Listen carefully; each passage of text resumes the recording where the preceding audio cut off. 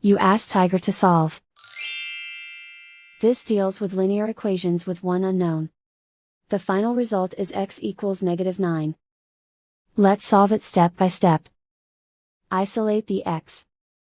Multiply both sides by inverse fraction 3 over -2. Move the negative sign from the denominator to the numerator. Group like terms. Multiply the coefficients. Simplify the arithmetic.